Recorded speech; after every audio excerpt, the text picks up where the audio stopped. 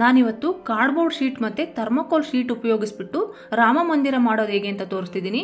ನನ್ನ ಮಗನ ಸ್ಕೂಲಲ್ಲಿ ಅಕಾಡೆಮಿಕ್ ಫೇರ್ಗೆ ಅಂತ ಹೇಳ್ಬಿಟ್ಟು ರಾಮ ಮಂದಿರ ಪ್ರಾಜೆಕ್ಟ್ ಕೊಟ್ಟಿದ್ರು. ಮಾಡಿದ್ದಂತೂ ತುಂಬಾ ಚೆನ್ನಾಗಿ ಬಂದಿತ್ತು. ಹಾಗಾಗಿ ಎಲ್ರಿಗೂ ಈ ವಿಡಿಯೋ ರೀಚ್ ಆಗಬೇಕು ಅನ್ನೋದಕ್ಕೋಸ್ಕರ ವಿಡಿಯೋ ಮಾಡಾಕ್ತಿದ್ದೀನಿ. ಖಂಡಿತ ಫುಲ್ ವಿಡಿಯೋನ ಮಿಸ್ ಮಾಡದೆ ನೋಡಿ. ಎಲ್ಲರಿಗೂ ನಮಸ್ಕಾರ, ಸೌಮ್ಯ ಚಾನಲ್ಗೆ ಸ್ವಾಗತ. ಇವತ್ತು ನನ್ನ ಮಗನ ಸ್ಕೂಲಲ್ಲಿ ಅಕಾಡೆಮಿಕ್ ಫೇರ್ ಇತ್ತು. ಅದಕ್ಕೆ ರಾಮ ಮಂದಿರದ್ದು ಪ್ರಾಜೆಕ್ಟ್ ಕೊಟ್ಟಿದ್ರು.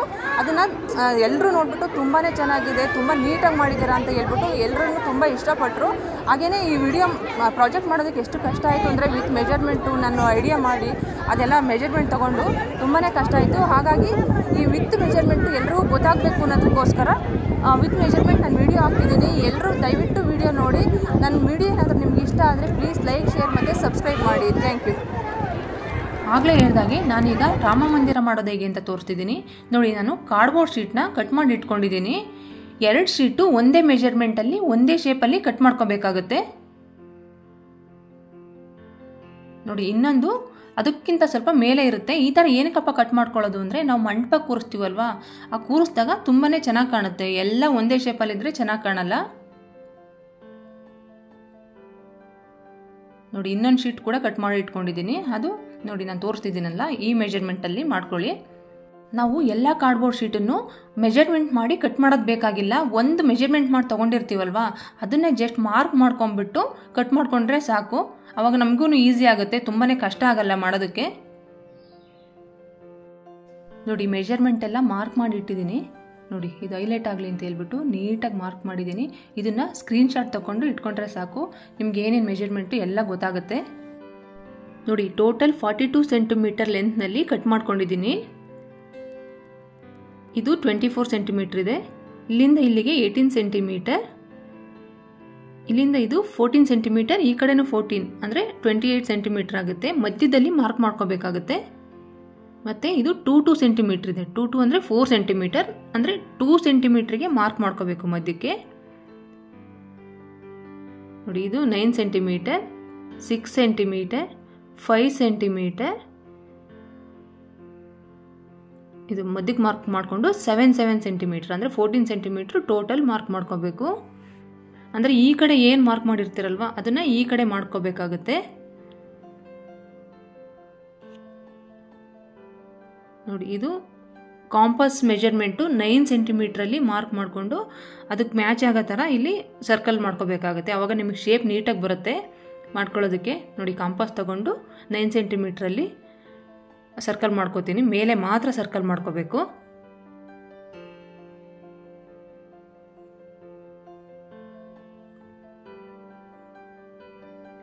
ನೋಡಿ. ಈ ಥರ ಮಾರ್ಕ್ ಮಾಡಿಕೊಂಡು ನೀಟಾಗಿ ಕಟ್ ಮಾಡ್ಕೋಬೇಕು. ನಿಮ್ಗೇನಾದರೂ ಮೆಜರ್ಮೆಂಟ್ ಮಿಸ್ ಆದರೆ ಮುಂಚೆನೇ ತೋರಿಸಿದ್ದೀನಲ್ವಾ, ಅದನ್ನು ಫಾಲೋ ಮಾಡಿ. ಅದರಲ್ಲಿ ಎಲ್ಲ ನೀಟಾಗಿ ಮೆಜರ್ಮೆಂಟ್ನ ನೋಟ್ ಮಾಡಿದ್ದೀನಿ. ಇದು 5 ಸೆಂಟಿಮೀಟ್ರಲ್ಲಿ ತೊಗೋತಿದ್ದೀನಿ. ಇದೇನಕ್ಕಪ್ಪ ಅಂದರೆ ನೆಕ್ಸ್ಟ್ ಇನ್ನೊಂದು ಶೀಟ್ ತೋರಿಸ್ತೀನಿ ಅದನ್ನು ಅಂಟಿಸೋದಕ್ಕೆ ಅಂತ. ಅದು ಅಳತೆಗೋಸ್ಕರ 5 ಸೆಂಟಿಮೀಟ್ರ್ ತೋರಿಸ್ತಿದ್ದೀನಿ. ಅಂದರೆ ಮೇಲೆಯಿಂದ ಸ್ವಲ್ಪ 1 ಸೆಂಟಿಮೀಟ್ರಲ್ಲಿ ಗ್ಯಾಪ್ ಕೊಡಬೇಕಾಗುತ್ತೆ. ಗ್ಯಾಪ್ ಕೊಟ್ಬಿಟ್ಟು ಇದನ್ನು ಸರ್ಕಲ್ ಮಾಡಬೇಕು. ನಾನು ಕಾರ್ಡ್ಬೋರ್ಡ್ ಶೀಟ್ ಕಟ್ ಮಾಡೋ ವಿಡಿಯೋ ಹಾಕೋಕ್ಕೆ ಹೋಗಿಲ್ಲ. ಯಾಕಪ್ಪ ಅಂದರೆ ಇವಾಗಲೇ ದೊಡ್ಡ ವಿಡಿಯೋ ಆಗಿದೆ. ಅಷ್ಟು ದೊಡ್ಡ ವಿಡಿಯೋ ಹಾಕಿದರೆ ಯಾರೂ ನೋಡಲ್ಲ. ಹಾಗಾಗಿ ನಾನು ಆದಷ್ಟು ಕಡಿಮೆ ಇರಲಿ ವಿಡಿಯೋ ಅನ್ನೋದಕ್ಕೋಸ್ಕರ ಕಟ್ಟಿಂಗ್ ತೋರ್ಸೋಕ್ಕೆ ಹೋಗಿಲ್ಲ, ಹಾಗೇ ಹೇಳ್ತಿದ್ದೀನಿ. ಹಾಗಾಗಿ ಮೆಜರ್ಮೆಂಟ್ನ ನಾನು ಮುಂಚೆ ತೋರಿಸಿದ್ದೀನಲ್ವ, ಅದನ್ನು ಸ್ಕ್ರೀನ್ಶಾಟ್ ತೆಗೆದಿಟ್ಕೊಳ್ಳಿ, ಆಗ ನಿಮ್ಗೆ ಈಸಿ ಆಗುತ್ತೆ ಮಾಡೋದಕ್ಕೆ. ಈಗ 1.5 ಇಂಚ್ದು ಥರ್ಮೋಕೋಲ್ ಶೀಟ್ ತೊಗೋತಿದ್ದೀನಿ ನೋಡಿ. ಇದು ತಿಕ್ಕಾಗಿದೆ, ಇದನ್ನೇ ತೊಗೋಬೇಕಾಗುತ್ತೆ. ಇನ್ನೊಂದು ಬರುತ್ತೆ 1 ಸೆಂಟಿಮೀಟ್ರಲ್ಲಿ ಥರ್ಮೋಕೋಲ್ ಶೀಟು, ಅದನ್ನು ಖಂಡಿತ ಯೂಸ್ ಮಾಡಬೇಡಿ. ಅದು ತುಂಬಾ ಬಳ್ಕಾಡೋ ಥರ ಇರುತ್ತೆ, ಅದು ಇಟ್ಕೊಂಡು ಹೋಗುವಾಗಲೇ ಕಟ್ಟಾಗ್ಬಿಡುತ್ತೆ, ಆ ಥರ ಇರುತ್ತೆ ನೋಡಿ. ಇದು ತಗೊಂಡು ನಿಮಗೆ ಯಾವ ಅಳತೆಗೆ ಫಿಕ್ಸ್ ಮಾಡಬೇಕು ಅಂತ ನಿಮಗೆ ಐಡಿಯಾ ಇರುತ್ತೆ, ಆ ಥರ ಫಿಕ್ಸ್ ಮಾಡ್ಕೋಬೇಕಾಗುತ್ತೆ. ಅಂದರೆ ಮಿಡಲಲ್ಲಿ ಬರೋ ಥರ ಮೆಜರ್ಮೆಂಟ್ ಮಾಡಿಕೊಂಡು ಫಿಕ್ಸ್ ಮಾಡ್ತೀನಿ. ಇವಾಗ ಕರೆಕ್ಟಾಗಿ ಮಧ್ಯದಲ್ಲಿ ಫಿಕ್ಸ್ ಮಾಡೋದ್ರಿಂದ ನೀವು ಡೆಕೋರೇಷನ್ ಎಲ್ಲ ಮಾಡ್ತೀರಲ್ವ, ಗಾರ್ಡನಿಂಗ್ ಇರ್ಬೋದು, ಏನೇನು ಮಾಡ್ತೀರಾ ಆವಾಗ ತುಂಬಾ ನೀಟಾಗಿ ಕಾಣುತ್ತೆ.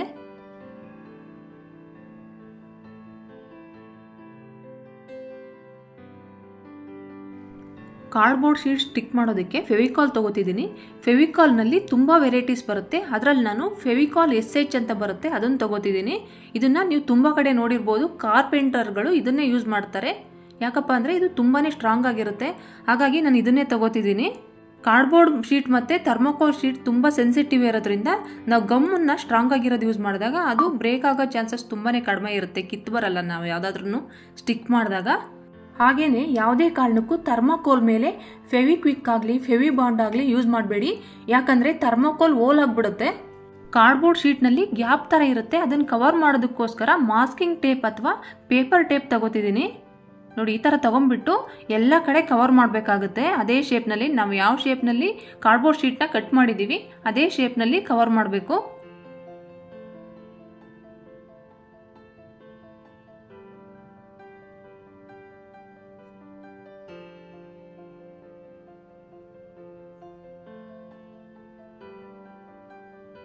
ನೋಡಿ, ಪೂರ್ತಿ ಎಲ್ಲ ಸ್ಟಿಕ್ ಮಾಡಿದ್ದಾಗಿದೆ.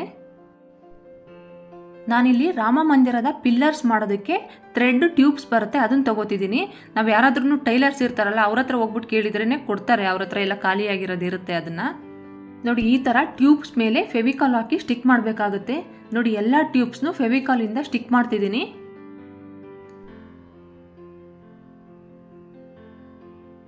ನೋಡಿ, ಎಲ್ಲ ಟ್ಯೂಬ್ಸ್ನು ಫಿಕ್ಸ್ ಮಾಡಿದ್ದಾಗಿದೆ. ನೋಡಿ, ಫ್ರಂಟಲ್ಲಿ ಮಾತ್ರ ಗ್ಯಾಪ್ ಬಿಟ್ಟಿದ್ದೀನಿ, ಅಲ್ಲಿಂದ ಎಂಟ್ರೆನ್ಸ್ ಇರೋದ್ರಿಂದ ಅಲ್ಲಿ ನಾನು ಪಿಲ್ಲರ್ಸ್ನ ಇಟ್ಟಿಲ್ಲ. ನೋಡಿ, ಇಲ್ಲಿ ಕಾರ್ಡ್ಬೋರ್ಡ್ ಶೀಟಿಂದ ಕಟ್ ಮಾಡ್ಕೊಂಡಿದ್ದೀನಿ. ಇದೇನಪ್ಪ ಅಂದರೆ ಥ್ರೆಡ್ ಟ್ಯೂಬ್ಸ್ ಬರುತ್ತಲ್ವ ಅದೇ ಲೆಂತಲ್ಲಿ ಕಟ್ ಮಾಡ್ಕೋಬೇಕಾಗುತ್ತೆ. ಈ ಶೀಟ್ನ ಸ್ಟಿಕ್ ಮಾಡೋದ್ರಿಂದ ನಿಮಗೆ ಗೋಡೆ ಥರನೂ ಕಾಣುತ್ತೆ, ಹಾಗೆಯೇ ಮೇಲೆ ಒಂದು ಶೀಟ್ ಇಡ್ತೀವಲ್ವ ಅದಕ್ಕೆ ಸಪೋರ್ಟ್ ಆಗಿ ಅದನ್ನು ಫಿಕ್ಸ್ ಮಾಡಿದಾಗೂ ಆಗುತ್ತೆ.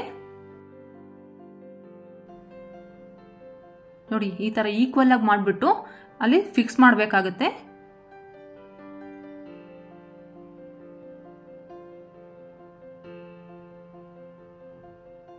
ನೋಡಿ, ಇದಕ್ಕೆ ಫೆವಿಕಾಲ್ ಹಾಕ್ಬಿಟ್ಟು ಸ್ಟಿಕ್ ಮಾಡ್ತೀನಿ.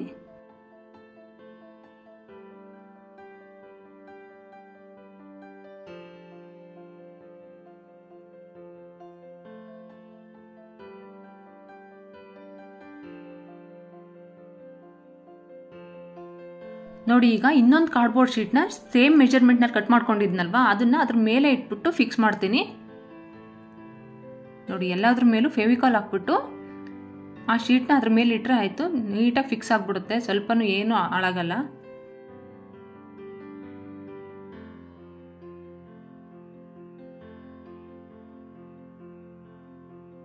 ಫೆವಿಕಾಲ್ ಎಲ್ಲ ಹಾಕಿದ್ದಾಗಿದೆ. ಈಗ ಆ ಶೀಟ್ನ ಅದ್ರ ಮೇಲಿಟ್ಟು ಫಿಕ್ಸ್ ಮಾಡ್ತೀನಿ.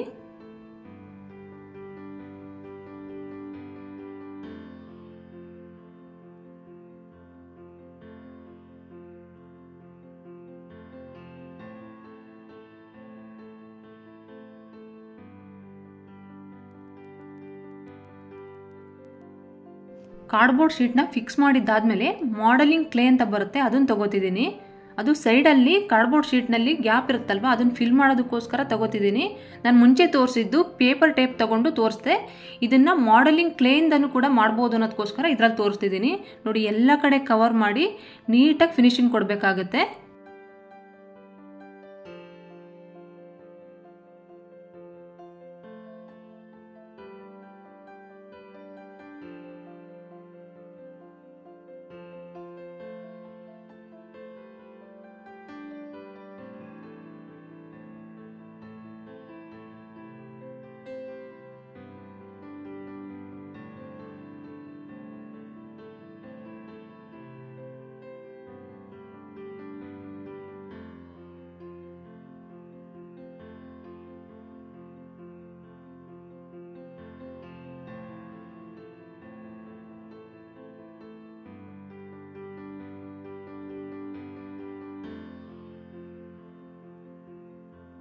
ನೋಡಿ, ಕ್ಲೇಯಿಂದ ಗ್ಯಾಪ್ ಎಲ್ಲ ಫಿಲ್ ಮಾಡಿದ್ದೀನಿ. ನೋಡಿ, ಆ ಕಾರ್ನರ್ಸ್ ಇದೆಯಲ್ವಾ ಅಲ್ಲೆಲ್ಲ ನೀಟಾಗಿ ಶೇಪ್ ಕೊಡಬೇಕಾಗುತ್ತೆ ಸ್ಕೇಲ್ ತಗೊಂಡು.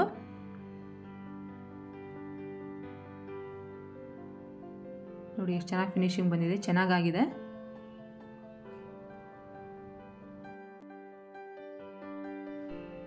ನೋಡಿ, ಈಗ ಇನ್ನೊಂದು ಕಾರ್ಡ್ಬೋರ್ಡ್ ಶೀಟ್ ತೊಗೊಂಡಿದ್ದೀನಿ. ಇದಕ್ಕೇನಪ್ಪ ಅಂದರೆ ಪೇಪರ್ ಟೇಪ್ ಬರುತ್ತಲ್ವಾ ಅದನ್ನು ನಾನು ಮುಂಚೆನೇ ಸ್ಟಿಕ್ ಮಾಡ್ಕೋತಿದ್ದೀನಿ. ಅಂದರೆ ಅದು ಕಾರ್ಡ್ಬೋರ್ಡ್ ಶೀಟ್ದು ಗ್ಯಾಪ್ ಇರುತ್ತಲ್ವ ಅದನ್ನು ಮುಂಚೆನೇ ಕವರ್ ಮಾಡ್ತಿದ್ದೀನಿ. ನೋಡಿ, ಈ ಥರ ಬೇಕಾದರೂ ಮಾಡ್ಕೋಬೋದು, ನೀವು ಮುಂಚೆ ಬೇಕಾದರೂ ಮಾಡ್ಕೋಬೋದು, ಆಮೇಲೆ ಬೇಕಾದ್ರೂ ಮಾಡ್ಬೋದು.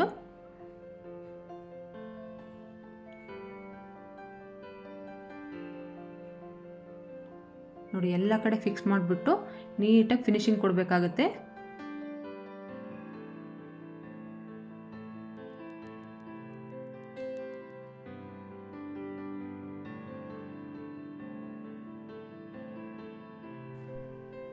ನೋಡಿ ಪೇಪರ್ ಟೇಪಿಂದ ನೀಟಾಗಿ ಫಿನಿಶಿಂಗ್ ಕೊಟ್ಟಿದ್ದೀನಿ, ಎಲ್ಲ ಕವರ್ ಆಗೋ ಥರ. ನೋಡಿ ಮುಂಚೆ ಸ್ಟೆಪ್ಪಲ್ಲಿ ತೋರಿಸಿದ್ನಲ್ವಾ ಅದೇ ಥರ ಥ್ರೆಡ್ ಟ್ಯೂಬ್ಸ್ನ ಫೆವಿಕಾಲಿಂದ ಸ್ಟಿಕ್ ಮಾಡಬೇಕಾಗುತ್ತೆ.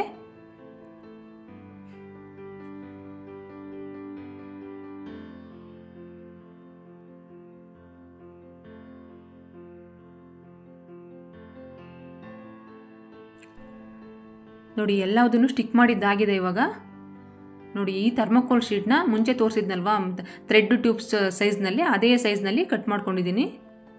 ಕಾರ್ಡ್ಬೋರ್ಡ್ ಶೀಟ್ನ ಈ ರೀತಿ ಬೆಂಡ್ ಮಾಡೋದ್ರಿಂದ ನೀಟಾಗಿ ಶೇಪ್ ಬರುತ್ತೆ. ನೀವು ಯು ಶೇಪ್ ಆದರೂ ಮಾಡ್ಬೋದು, ಯಾವ ಶೇಪ್ ಬೇಕಾದರೂ ಕೊಡ್ಬೋದು. ಈ ರೀತಿ ಸ್ವಲ್ಪ ಬೆಂಡ್ ಮಾಡೋದ್ರಿಂದ ನೋಡಿ ಈ ರೀತಿ ಫಿಕ್ಸ್ ಮಾಡಬೇಕಾಗುತ್ತೆ.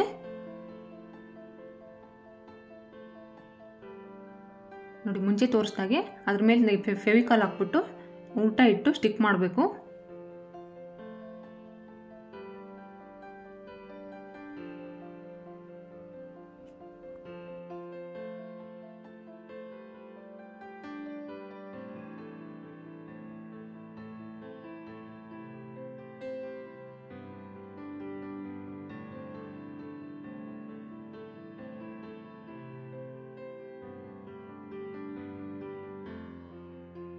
ನೋಡಿ ಫೆವಿಕಾಲ್ ಎಲ್ಲ ಹಾಕ್ಬಿಟ್ಟು ಇನ್ನೊಂದು ಶೀಟ್ ಇತ್ತಲ್ವ ಅದನ್ನು ಅದ್ರ ಮೇಲೆ ಫಿಕ್ಸ್ ಮಾಡ್ತಿದ್ದೀನಿ.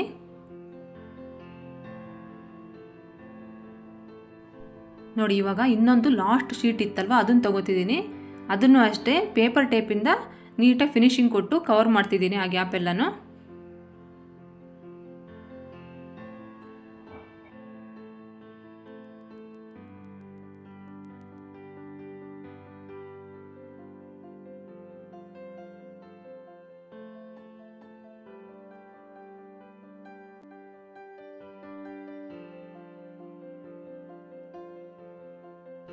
ಈಗ ನೋಡಿ ಪೇಪರ್ ಟೇಪಿಂದ ಫಿನಿಶಿಂಗ್ ಕೊಟ್ಟಾಗಿದೆ, ನೀಟಾಗಿ ಬಂದಿದೆ ಇದನ್ನು. ಈಗ ಮತ್ತೆ ಥ್ರೆಡ್ ಟ್ಯೂಬ್ಸ್ನ ಇಟ್ಬಿಟ್ಟು ಫಿನಿಶಿಂಗ್ ಕೊಡಬೇಕಾಗುತ್ತೆ. ನೋಡಿ ಇಲ್ಲೆಲ್ಲ ಸ್ಟಿಕ್ ಮಾಡ್ತಿದ್ದೀನಿ, ಯಾವ ಜಾಗಕ್ಕೆ ಬೇಕು ನೋಡ್ಬಿಟ್ಟು.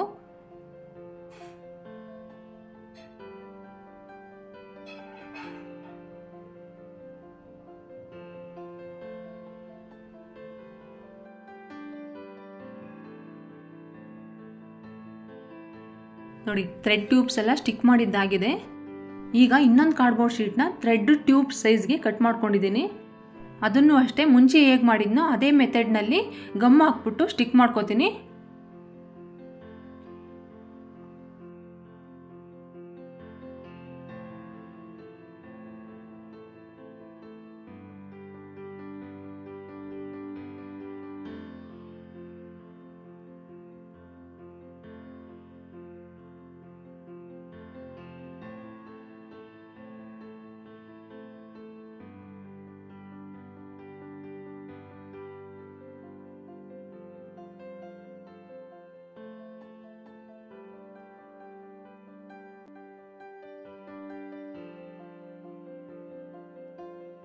ಇದಕ್ಕೂ ಅಷ್ಟೇ ಫೆವಿಕಾಲ್ ಎಲ್ಲ ಆಗಿದೆ, ಅದು ಲಾಸ್ಟ್ ಪೀಸ್ ಇತ್ತಲ್ವ ಅದನ್ನು ಸ್ಟಿಕ್ ಮಾಡ್ತಿದ್ದೀನಿ ಇವಾಗ.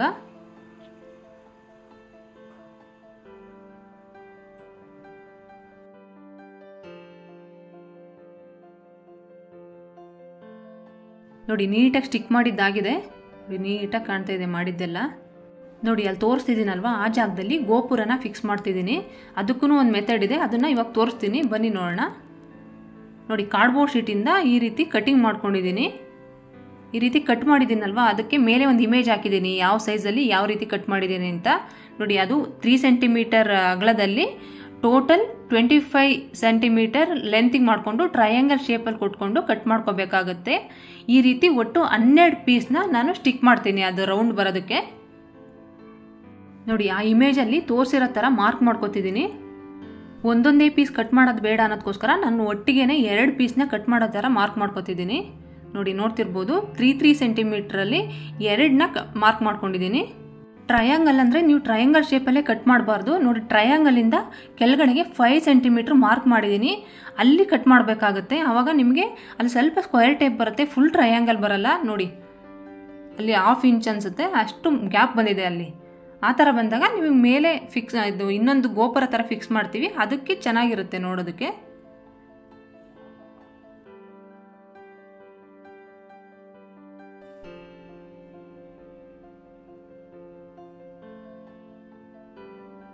ನೋಡಿ ಗೋಪುರಕ್ಕೆ ಪೀಸಸ್ನ ಕಟ್ ಮಾಡ್ಕೊಂಡಿದ್ದಾಗಿದೆ. ಇವಾಗ ನೋಡಿ ಕಟ್ ಮಾಡ್ಕೊಂಡಿದ್ದನ್ನ ಈ ಥರ ಈಕ್ವಲ್ ಆಗಿ ಇಟ್ಕೊಂಡ್ಬಿಟ್ಟು ಪೇಪರ್ ಟೇಪ್ ಬರುತ್ತಲ್ವ ಅದನ್ನ ಹಾಕಿ ಫಿಕ್ಸ್ ಮಾಡಬೇಕಾಗುತ್ತೆ. ನೋಡಿ ಈ ಥರ ಫಿಕ್ಸ್ ಮಾಡ್ಕೋಬೇಕು. ಆವಾಗ ಅದೆಲ್ಲೂ ಸರಿಗಲ್ಲ, ಒಂದೇ ಥರ ಫಿಕ್ಸ್ ಆಗುತ್ತೆ. ನೋಡಿ ಒಂದ್ರ ಪಕ್ಕಕ್ಕೊಂದು ಜೋಡಿಸ್ಕೋಬೇಕಾಗುತ್ತೆ. ಈ ಥರ ಜೋಡಿಸ್ಬಿಟ್ಟು ನೋಡಿ ಎಲ್ಲ ಕಡೆನೂ ಪೇಪರ್ ಟೇಪ್ನ ಸ್ಟಿಕ್ ಮಾಡ್ತೀನಿ.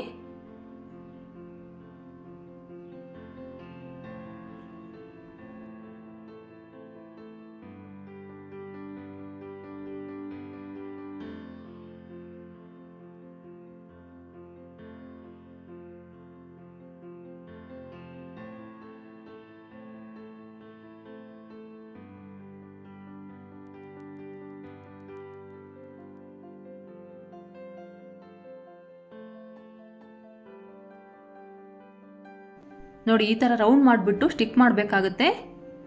ನೋಡಿ ಒಟ್ಟು 12 ಪೀಸ್ನ ಸ್ಟಿಕ್ ಮಾಡ್ಕೊಂಡಿದ್ದೀನಿ. ಮೇಲೆ ಸ್ವಲ್ಪ ಗ್ಯಾಪ್ ಕೊಟ್ಬಿಟ್ಟು ಕರೆಕ್ಟಾಗಿ ಸರ್ಕಲ್ ಆಗಿ ಫಿಕ್ಸ್ ಮಾಡಬೇಕಾಗುತ್ತೆ.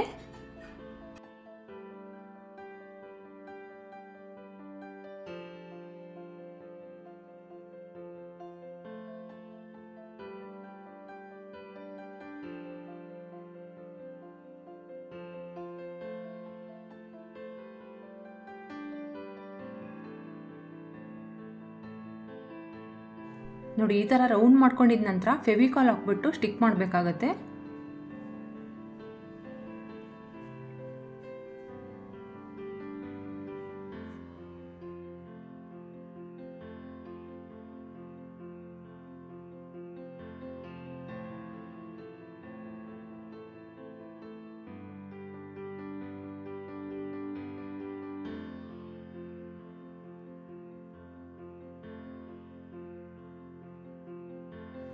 ಥರ್ಮಾಕೋಲ್ನಲ್ಲಿ 1 ಸೆಂಟಿಮೀಟರ್ ಶೀಟ್ ಬರುತ್ತೆ. ಅದರಲ್ಲಿ ಈ ಥರ ಸರ್ಕಲ್ ಆಗಿ ಕೆಲವು ಪೀಸ್ಗಳನ್ನ ರೆಡಿ ಮಾಡ್ಕೊಂಡಿದ್ದೀನಿ. ಮೊದಲನೇ ಪೀಸು 3 ಸೆಂಟಿಮೀಟರ್, ಇನ್ನೊಂದು 2 ಸೆಂಟಿಮೀಟರ್, ಮತ್ತಿನ್ನೊಂದು 1.5 ಸೆಂಟಿಮೀಟರ್, ಮತ್ತೆ ಲಾಸ್ಟ್ನೇದಿರೋದು 3/4 ಸೆಂಟಿಮೀಟರಲ್ಲಿ ಸರ್ಕಲ್ ಆಗಿ ಕಟ್ ಮಾಡ್ಕೊಂಡಿದ್ದೀನಿ.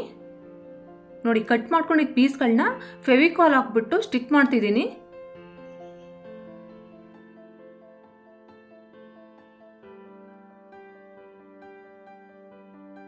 ನೋಡಿ ಸರ್ಕಲ್ ಆಗಿ ಕಟ್ ಮಾಡಿದ ಎಲ್ಲ ಥರ್ಮಾಕೋಲ್ ಶೀಟ್ನು ಗೋಪುರ ಥರ ಸ್ಟಿಕ್ ಮಾಡಿದ್ದಾಗಿದೆ. ನೋಡಿ ಗೋಪುರ ಥರ ಎಷ್ಟು ನೀಟಾಗಿ ಕಾಣ್ತಾ ಇದೆ. ಮತ್ತೆ 1 ಸೆಂಟಿಮೀಟರ್ ಥರ್ಮಾಕೋಲ್ ಶೀಟಿಂದ ಸ್ಟೆಪ್ ಬೈ ಸ್ಟೆಪ್ ಗೋಪುರ ಇತ್ತಲ್ವಾ ಅದನ್ನ ಮಾಡೋದಕ್ಕೆ ಕೆಲವು ಪೀಸ್ಗಳು ಕಟ್ ಮಾಡ್ಕೊಂಡಿದ್ದೀನಿ ಥರ್ಮಾಕೋಲ್ ಶೀಟಿಂದ. ಅದು ಹೇಗೆ ಮಾಡೋದು ಅಂತ ತೋರಿಸ್ತಿದ್ದೀನಿ. ನೋಡಿ ಇದು 6 ಸೆಂಟಿಮೀಟರ್ನಲ್ಲಿ ಎಲ್ಲ ಸ್ಕ್ವೇರೂ 6 ಸೆಂಟಿಮೀಟರಲ್ಲೇ ಕಟ್ ಮಾಡ್ಕೊಂಡಿದ್ದೀನಿ. ಕಟ್ ಮಾಡ್ಕೊಂಡಿದ್ದ ಪೀಸ್ನ ಫೆವಿಕಾಲ್ ಹಾಕ್ಬಿಟ್ಟು ಫಿಕ್ಸ್ ಮಾಡ್ತಿದ್ದೀನಿ. ಫಿಕ್ಸ್ ಮಾಡಿದ್ದಂದ್ರೆ ಪರ್ಮನೆಂಟಾಗಿ ಫಿಕ್ಸ್ ಮಾಡಲ್ಲ, ತೆಗೆದ್ಬಿಡ್ತೀನಿ. ಯಾಕಪ್ಪ ಅಂದರೆ ಆ ಜಾಗಕ್ಕೆ ಥ್ರೆಡ್ ಟ್ಯೂಬ್ನ ಫಿಕ್ಸ್ ಮಾಡಬೇಕಾಗುತ್ತೆ. ಹಂಗಾಗಿ ಮೆಜರ್ಮೆಂಟ್ ಗೊತ್ತಾಗಲಿ ಎಲ್ಲಿ ಫಿಕ್ಸ್ ಮಾಡಬೇಕು ಅನ್ನೋದಕ್ಕೋಸ್ಕರ ನಾನು ಮುಂಚೆನೇ ಸ್ಟಿಕ್ ಮಾಡಿಬಿಟ್ಟು ತೆಗಿತಿದ್ದೀನಿ.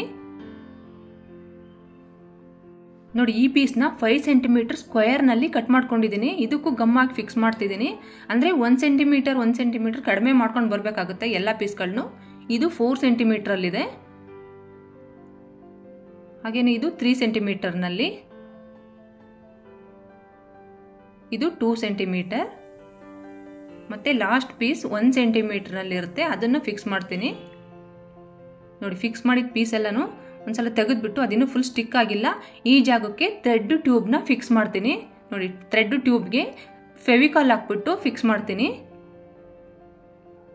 ನೋಡಿ ಅಲ್ಲಿ ಮಾರ್ಕ್ ಎಲ್ಲ ನೀಟಾಗಿ ಗೊತ್ತಾಗ್ತಿದೆ, ಹಂಗಾಗಿ ನಮಗೆ ಫಿಕ್ಸ್ ಮಾಡೋಕ್ಕೆ ಸುಲಭ ಆಗುತ್ತೆ. ನೋಡಿ ಅದೇ ಜಾಗಕ್ಕೆ ಎಲ್ಲ ಆ ಗೋಪುರ ಥರ ರೆಡಿ ಆಗಿತ್ತಲ್ವ ಅದನ್ನು ಫಿಕ್ಸ್ ಮಾಡಿದೆ. ನೋಡಿ ಈಗ ನೆಕ್ಸ್ಟ್ ಸ್ಟೆಪ್ಪಿಗೆ ಥ್ರೆಡ್ ಟ್ಯೂಬ್ ಹಾಕ್ಬಿಟ್ಟು ಥರ್ಮಾಕೋಲ್ ಶೀಟ್ನ ಫಿಕ್ಸ್ ಮಾಡ್ತೀನಿ. ನೋಡಿ ಇದು 5 ಸೆಂಟಿಮೀಟರ್ನಲ್ಲಿದೆ. ನೆಕ್ಸ್ಟ್ ಪೀಸು 4 ಸೆಂಟಿಮೀಟರ್ನಲ್ಲಿ, ಇದು 3 ಸೆಂಟಿಮೀಟರ್, ಈ ಪೀಸು 2 ಸೆಂಟಿಮೀಟರ್ನಲ್ಲಿದೆ, ಹಾಗೆ ಈ ಪೀಸು 1 ಸೆಂಟಿಮೀಟರ್ನಲ್ಲಿದೆ. ಈಗ ಕೆಳಗಡೆ ಗೋಪುರನ ಫಿಕ್ಸ್ ಮಾಡ್ತಿದ್ದೀನಿ. ನೋಡಿ ಫಸ್ಟು ಥ್ರೆಡ್ ಟ್ಯೂಬ್ನ ಫಿಕ್ಸ್ ಮಾಡ್ತಾ ಇದ್ದೀನಿ.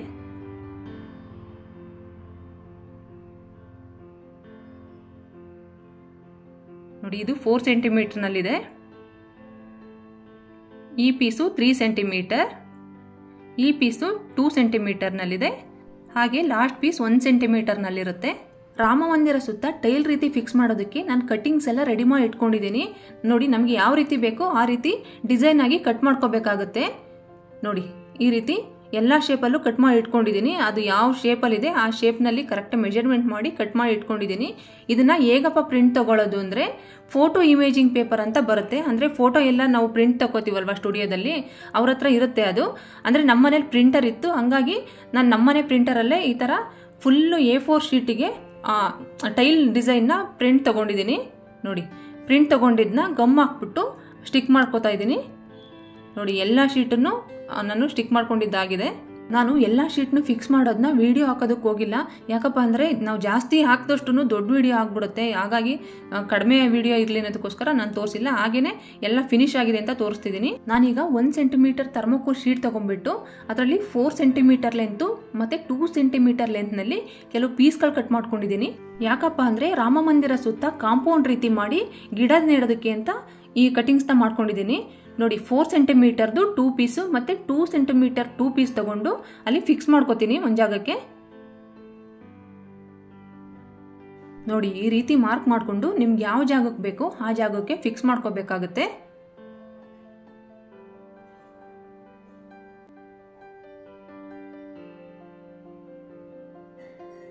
ನೋಡಿ, ಈ ರೀತಿ ಫಿಕ್ಸ್ ಮಾಡ್ಕೋತಾ ಇದ್ದೀನಿ.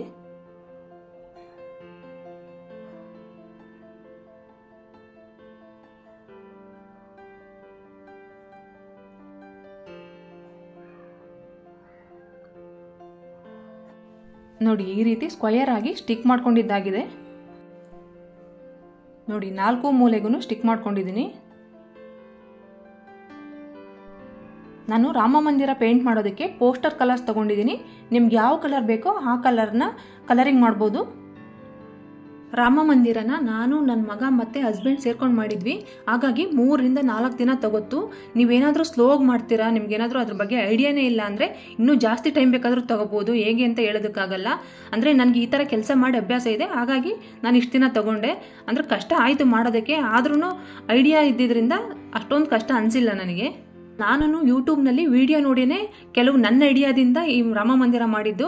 ಹಾಗಾಗಿ ಕೆಲವ್ರು ಏನಪ್ಪ ಅಂದರೆ ವಿತ್ ಮೆಜರ್ಮೆಂಟ್ ವಿಡಿಯೋನೇ ಹಾಕಿರಲಿಲ್ಲ. ತುಂಬಾ ಕಷ್ಟ ಆಯಿತು ನನಗೆ ಮೆಜರ್ಮೆಂಟ್ ಎಲ್ಲ ಐಡಿಯಾ ಮಾಡೋದಕ್ಕೆ. ಹಾಗಾಗಿ ಎಲ್ರಿಗೂ ವಿತ್ ಮೆಜರ್ಮೆಂಟ್ ಈ ವಿಡಿಯೋ ರೀಚ್ ಆಗಬೇಕು ಅನ್ನೋದಕ್ಕೋಸ್ಕರ ನಾನು ಈ ವಿಡಿಯೋ ಮಾಡಿ ಹಾಕ್ತಿದ್ದೀನಿ. ತಪ್ಪದೆ ಎಲ್ಲರೂ ಈ ವಿಡಿಯೋನ ಫಾಲೋ ಮಾಡಿ. ನಿಮ್ಗೇನಾದರೂ ಈ ವಿಡಿಯೋ ಇಷ್ಟ ಆದರೆ ಪ್ಲೀಸ್ ಲೈಕ್, ಶೇರ್ ಮತ್ತು ಸಬ್ಸ್ಕ್ರೈಬ್ ಮಾಡಿ. ನೋಡಿ, ಪೇಂಟಿಂಗ್ ಎಲ್ಲ ಮಾಡ್ತಿದ್ದೀನಿ. ಪೇಂಟಿಂಗ್ನ ನಿಮ್ಗೆ ಯಾವ ರೀತಿ ಬೇಕೋ ಆ ರೀತಿ ಮಾಡ್ಕೋಬಹುದು. ನಾನು ಫುಲ್ ರಾಮ ಮಂದಿರನ ಒಂದೇ ಕಲರಲ್ಲಿ ಮಾಡ್ತಿದ್ದೀನಿ. ಅಂದರೆ ಬಾರ್ಡ್ರಲ್ಲಿ ಸ್ವಲ್ಪ ಗೋಲ್ಡ್ ಕಲರ್ ಕೊಟ್ಟಿದ್ದೀನಿ ಅಷ್ಟೇ. ಗಿಡ ನೆಡೋದಕ್ಕೆ ಅಂತ ಹೇಳ್ಬಿಟ್ಟು ಕಾಂಪೌಂಡ್ ರೀತಿ ಮಾಡಿದ್ನಲ್ವ, ಅದಕ್ಕೂ ಪೇಂಟ್ ಮಾಡ್ತಿದ್ದೀನಿ. ಅದನ್ನು ಅಷ್ಟೇ, ನಿಮ್ಗೆ ಯಾವ ರೀತಿ ಬೇಕು, ಯಾವ ಕಲರ್ ಬೇಕು ನಿಮ್ಮ ಐಡಿಯಾದಲ್ಲಿ ಪೇಂಟ್ ಮಾಡ್ಕೊಳ್ಳಿ. ನಾನೇನು ಪರ್ಟಿಕ್ಯುಲರಾಗಿ ಇದೇ ಕಲರ್ ಬೇಕು ಅಂತ ಮಾಡಿಲ್ಲ. ನನ್ನ ಐಡಿಯಾದಲ್ಲಿ ಇದು ಹಾಕಿದರೆ ಚೆನ್ನಾಗಿರುತ್ತೆ ಅನ್ನೋದಕ್ಕೋಸ್ಕರ ಈ ರೀತಿ ಮಾಡ್ತಿದ್ದೀನಿ.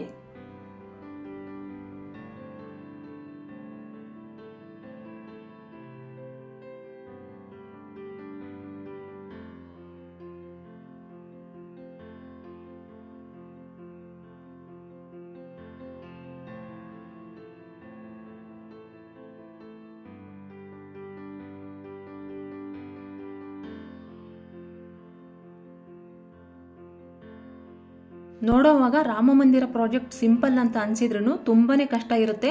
ಹಾಗೇನೆ ಪೇಂಟು ಅಷ್ಟೇ, ರಾಮ ಮಂದಿರ ಕೊಡೋದಕ್ಕೆ ತುಂಬಾನೇ ತಗೊಳುತ್ತೆ. ಹಾಗಾಗಿ ನಾನು ಸ್ವಲ್ಪ ನೀರು ಮಿಕ್ಸ್ ಮಾಡಿ ತಗೋತಿದ್ದೀನಿ. ನೀರು ಹಾಕೋದ್ರಿಂದ ಕಲರ್ ಏನು ಚೇಂಜ್ ಆಗಲ್ಲ. ನೋಡ್ಬಿಟ್ಟು ನೀರು ಮಿಕ್ಸ್ ಮಾಡ್ಕೋಬೇಕಾಗತ್ತೆ. ತುಂಬ ತೆಳ್ಳಗಾದ್ರೂ ಚೆನ್ನಾಗಿರಲ್ಲ. ಒಂದು ಮೀಡಿಯಮ್ ಆಗಿ ನೀರು ಹಾಕೊಂಡ್ರೆ ಸಾಕು. ನೋಡಿ, ರಾಮ ಮಂದಿರ ಪೂರ್ತಿ ಪೇಂಟ್ ಮಾಡಿದ್ದಾಗಿದೆ.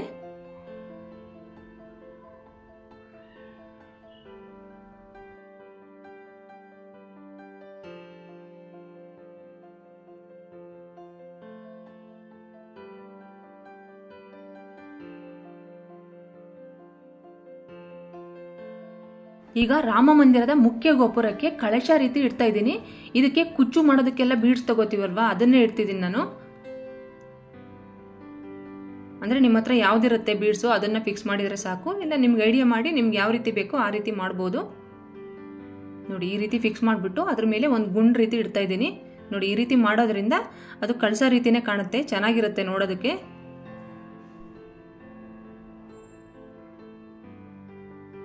ಮತ್ತು ನೋಡಿ ಇದನ್ನು ಅಷ್ಟೇ ಡೆಕೋರೇಷನ್ಗೆ ಅಂತ ನಾನು ಐಡಿಯಾದಲ್ಲಿ ಮಾಡ್ತಿದ್ದೀನಿ ಅಷ್ಟೇ. ಇದನ್ನು ಅಷ್ಟೇ ಕುಚ್ಚುಗೆ ಅಂತ ತಂದಿದ್ದಂಥ ಬೀಡ್ಸು.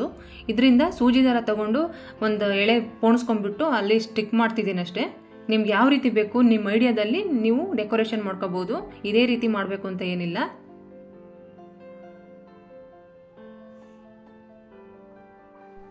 ನೋಡಿ ಸೂಜಿ ದಾರ ತಗೊಂಡು ಈ ರೀತಿ ಪೋಣಿಸ್ಕೋಬೇಕಾಗುತ್ತೆ. ಪೋಣಿಸ್ಕೊಂಡಿದ್ದೆಲ್ಲ ಆದಮೇಲೆ ಫೆವಿಕಾಲ್ ತೊಗೊಂಡ್ಬಿಟ್ಟು ನಿಮ್ಗೆ ಯಾವ ಜಾಗಕ್ಕೆ ಬೇಕೋ ಆ ಜಾಗಕ್ಕೆ ಫಿಕ್ಸ್ ಮಾಡ್ಕೋಬೇಕು. ಫಿಕ್ಸ್ ಮಾಡಿದ್ದಾದ ನಂತರ ಸ್ವಲ್ಪ ಪೇಂಟ್ ಮಾಡಬೇಕಾಗುತ್ತೆ. ರಾಮ ಮಂದಿರಕ್ಕೆ ಯಾವ ಕಲರ್ ಪೇಂಟ್ ಮಾಡಿರ್ತೀರ ಅದ್ರ ಮೇಲೆ ಸ್ವಲ್ಪ ಟಚ್ ಅಪ್ ಕೊಟ್ಟರೆ ಅದು ಯಾವುದು ಫಿನಿಶಿಂಗ್ ಎಲ್ಲ ನೀಟಾಗಿಲ್ಲ ಅನ್ನೋ ಥರ ಅನ್ಸಲ್ಲ, ಎಲ್ಲ ಚೆನ್ನಾಗಿರುತ್ತೆ ನೋಡೋದಕ್ಕೆ.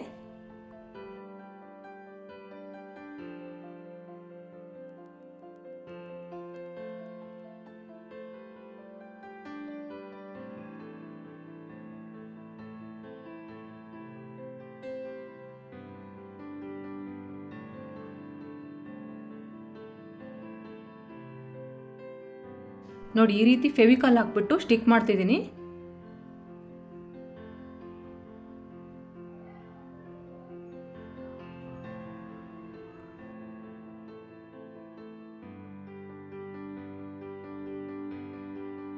ಎಲ್ಲದನ್ನು ಸ್ಟಿಕ್ ಮಾಡಿದ್ದಾಗಿದೆ.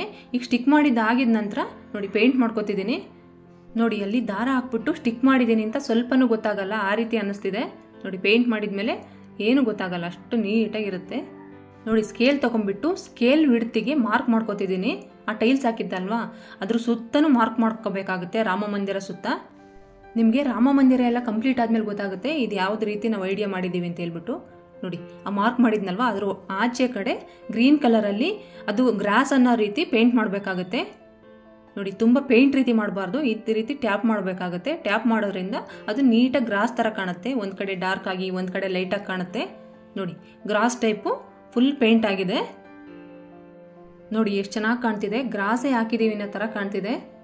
ಈಗ ರಾಮ ಮಂದಿರಕ್ಕೆ ಹಿಂದೂ ಫ್ಲಾಗ್ ಮಾಡೋದು ಹೇಗೆ ಅಂತ ತೋರಿಸ್ತಿದ್ದೀನಿ. ಈಗ ಎರಡೂ ಕಡೆ 6 ಸೆಂಟಿಮೀಟರ್ನಲ್ಲಿ ಮಾರ್ಕ್ ಮಾಡ್ಕೋತಿದ್ದೀನಿ. 6 ಸೆಂಟಿಮೀಟರ್ ಆದ ನಂತರ ಮಧ್ಯಕ್ಕೆ 3 ಸೆಂಟಿಮೀಟರ್ನಲ್ಲಿ ಮಾರ್ಕ್ ಮಾಡ್ಕೋಬೇಕಾಗುತ್ತೆ. ಅಂದರೆ ಟ್ರಯಾಂಗಲ್ ಶೇಪ್ನಲ್ಲಿ ನಾವು ಮಾರ್ಕ್ ಮಾಡ್ಕೋಬೇಕು. ಹಿಂದೂ ಫ್ಲಾಗ್ನ ಟ್ರಯಾಂಗಲ್ ಶೇಪ್ನಲ್ಲೇ ಮಾರ್ಕ್ ಮಾಡ್ಕೊಂಡ್ಬಿಟ್ಟು ಕಟ್ ಮಾಡ್ಕೊಳ್ಳಿ. ನೋಡೋದಕ್ಕೆ ತುಂಬಾ ಚೆನ್ನಾಗಿರುತ್ತೆ, ನೀಟಾಗೂ ಇರುತ್ತೆ.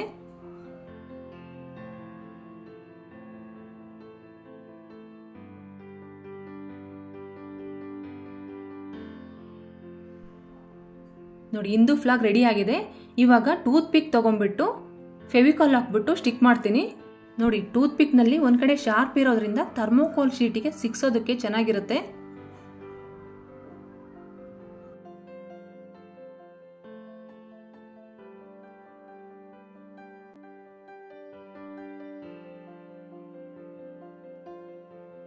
ನಾನೀಗ ಡೆಕೋರೇಟಿವ್ ಪ್ಲಾಂಟ್ ತೊಗೊಂಡಿದ್ದೀನಿ. ಇದಕ್ಕೂ ಅಷ್ಟೇ ಟೂತ್ ಪಿಕ್ ತೊಗೊಂಡು ಸಿಗಿಸ್ಬೇಕಾಗುತ್ತೆ. ನೋಡಿ ಒಂದು ಕಡೆ ಶಾರ್ಪ್ ಇರೋದ್ರಿಂದ ಅದರೊಳಗಡೆ ಸೇರಿಸ್ಬಿಟ್ಟು ಈಸಿಯಾಗಿ ಫಿಕ್ಸ್ ಮಾಡ್ಬೋದು ಥರ್ಮೋಕೋಲ್ ಶೀಟ್ನಲ್ಲಿ. ನೋಡಿ ಈ ಕಡೆ ಶಾರ್ಪ್ ಇದೆಯಲ್ವಾ ಆ ಜಾಗದಲ್ಲಿ ಆ ಕಾಂಪೌಂಡ್ ಒಳಗಡೆ ಫಿಕ್ಸ್ ಮಾಡ್ತೀನಿ. ನೋಡಿ ತುಂಬಾ ಚೆನ್ನಾಗಿ ಫಿಕ್ಸ್ ಆಗಿದೆ. ಎಲ್ಲರೂ ಅಷ್ಟೇ ತುಂಬಾ ಇಷ್ಟಪಟ್ಟರು. ಈಗ ಗೋಲ್ಡ್ ಕಲರ್ ಪೇಂಟ್ ತೊಗೊಂಡಿದ್ದೀನಿ. ರಾಮ ಮಂದಿರದಲ್ಲಿ ಬಾರ್ಡರ್ ಥರ ಇದೆಯಲ್ವಾ ಅದರ ಎಲ್ಲ ಕಡೆನೂ ಗೋಲ್ಡ್ ಕಲರ್ ಪೇಂಟ್ ಮಾಡಬೇಕಾಗುತ್ತೆ. ನಾನು ಡಬಲ್ ಕೋಟ್ ಪೇಂಟ್ ಮಾಡಿದ್ದೀನಿ. ಸಿಂಗಲ್ ಕೋಟ್ ಪೇಂಟ್ ಮಾಡಿದಾಗ ಅಷ್ಟು ಚೆನ್ನಾಗಿ ಕಾಣ್ತಿರ್ಲಿಲ್ಲ, ಹಾಗಾಗಿ ಗೋಲ್ಡ್ ಕಲರ್ ಮಾತ್ರ ಡಬಲ್ ಕೋಟ್ ಮಾಡಿದ್ದೀನಿ.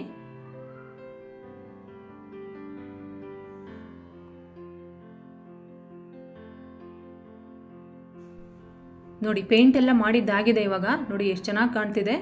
ಹಾಗೇನೆ ಬಾಲರಾಮನ ಫೋಟೋ ಪ್ರಿಂಟ್ ತಗೊಂಡ್ಬಿಟ್ಟು ಅದನ್ನು ಕೂಡ ಸ್ಟಿಕ್ ಮಾಡ್ತಿದ್ದೀನಿ.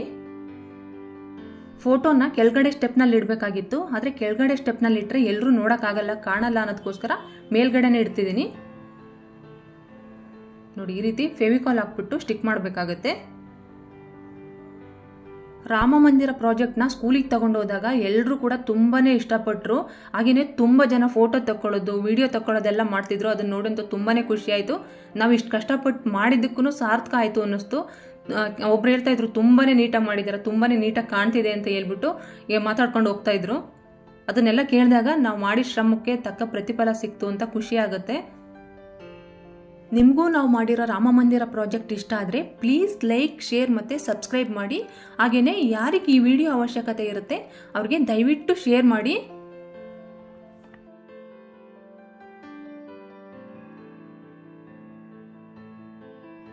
ನೋಡಿ, ನಾವು ಪ್ರಾಜೆಕ್ಟ್ನ ಸ್ಕೂಲ್ ಹತ್ರ ತಗೊಂಡೋದಾಗ ಮಕ್ಕಳೆಲ್ಲ ಬಂದ್ಬಿಟ್ಟು ನೋಡ್ತಾ ಇದ್ರು, ಚೆನ್ನಾಗಿದೆ ಅಂತ ಹೇಳ್ಬಿಟ್ಟು ನನ್ನ ಮಗನಿಗೆ ಹೇಳ್ತಾ ಇದ್ರು, ತುಂಬಾನೇ ಚೆನ್ನಾಗಿ ಮಾಡಿದೀಯಾ ಅಂತ ಹೇಳ್ಬಿಟ್ಟು. ನೋಡಿ ಎಷ್ಟು ನೀಟಾಗಿ ಕಾಣ್ತಿದೆ. ನಿಮ್ಗೆ ಹೇಗೆ ಅನ್ನಿಸ್ತು ನಾವು ಮಾಡಿರೋ ರಾಮ ಮಂದಿರ ಮಾಡೆಲ್? ದಯವಿಟ್ಟು ಕಮೆಂಟ್ ಮಾಡಿ ತಿಳಿಸಿ. ಧನ್ಯವಾದಗಳು.